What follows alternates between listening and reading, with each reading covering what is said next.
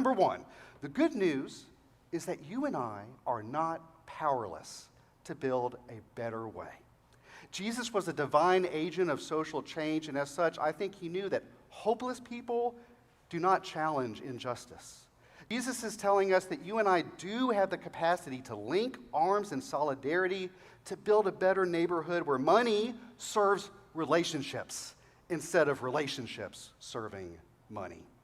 Most of us occupy some sort of space in our society where we can make a difference for people like the burdened farmers in today's story, which invites another powerful question that we might ask of our churches. Are our churches known to be friends to the poor or tools of the rich? Secondly, I think the good news in this text is that joining together to oppose greed, as we disciples are called to do, must not be a partisan act.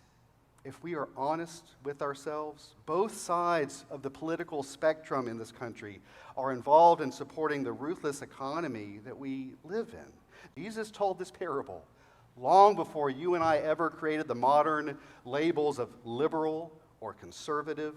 So I trust and I hope that we should listen to the subversive freedom and liberation of this passage, not as Democrats or as Republicans, but simply as followers of Jesus Christ. Thirdly and finally, I think the good news in this text is that God has promised that oppressive economic pyramids will be upended. They all include Jesus saying some version of the last will be first and the first will be last.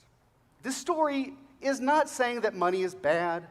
This story is not saying that rich people are evil.